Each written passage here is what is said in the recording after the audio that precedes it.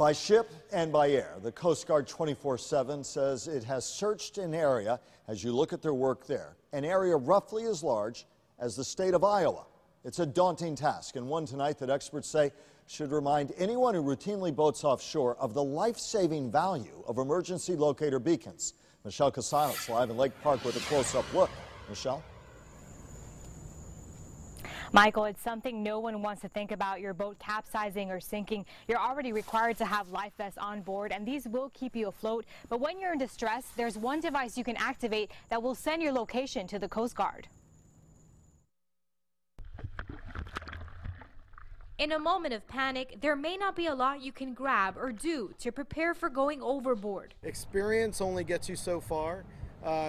Training in a panic situation, which most people don't do, that is where it really counts. As owner of the Palm Beach Boat Club for 14 years, Chris Anders has owned over 300 boats. He equips all of them with tracking gear.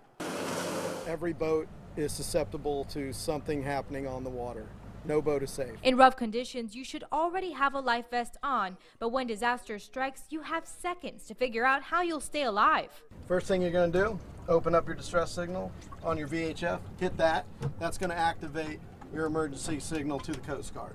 All right, and then we've got our life vest. That's all we could get, the life vest. Boat's going down. The next thing we want to do is we want to get a rope.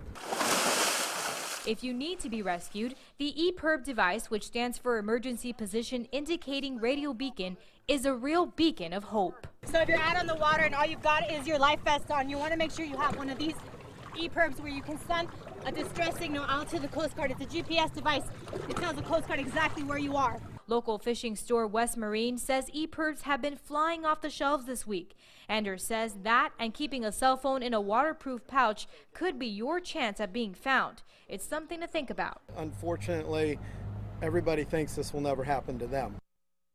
Epirbs can run anywhere from $270 to $800. You can also invest in a VHF radio where you can communicate with the Coast Guard and send a distress signal if you run into any trouble. Now, the Coast Guard also does free safety vessel checks. You can go to our website, WPTV.com, for that information. Reporting live in Lake Park, Michelle Casada, WPTV News Channel 5.